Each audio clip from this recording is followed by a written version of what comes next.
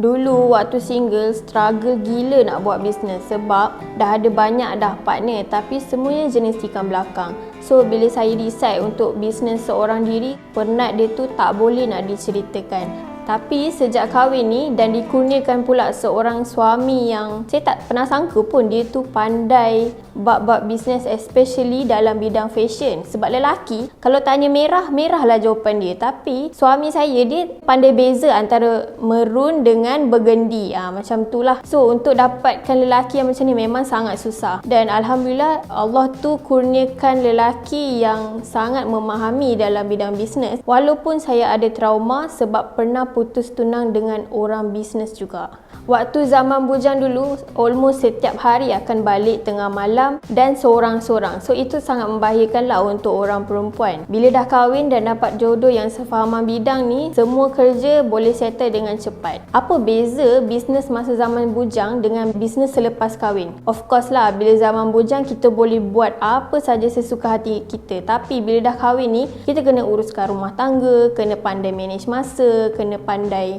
jadi profesional dengan tak. Sebab bila bisnes dengan suami sendiri ni, dia akan ada satu tahap bila masa kita kena respect dan bila masa yang kita perlu bergaduh untuk growkan kita punya bisnes. Tapi setiap kali lepas gaduh tentang bisnes, memang saya akan minta maaf lah. Sebab kita dalam bekerja, kita kena kerja. Dalam hal rumah tangga, kita jaga hal rumah tangga. Pertama kali saya jumpa dengan suami bila saya bekerja dengan satu agensi marketing. Mula saya yang masuk company tu dulu, lepas tu baru husband. Masa first meeting dengan husband ada cakap kalau aku cari isteri, aku akan cari isteri yang pandai menjahit. Masa tu saya memang pandai menjahit. Rasa macam terharu gila sebab tak pernah lagi lah jumpa orang yang betul-betul menghargai tukang jahit.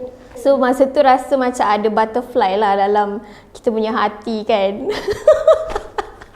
The moment bila dia cakap dia akan cari isteri yang menjahit tu, dalam hati rasa macam wow. Tapi sebabkan umur dia yang dah lanjut, kita jadi risau dia ni suami orang ke, boyfriend orang ke apa. Sebab kita dah pernah ada pengalaman yang buruk tentang lelaki tak guna. Kita tak naklah benda tu jadi lagi dekat kita.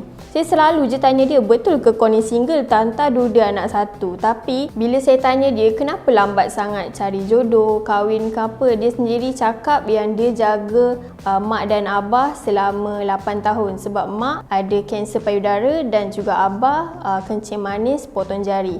So dekat situ saya rasakan macam kalau dia mampu menjaga mak dan abah dia, apatah lagi nak menjaga saya.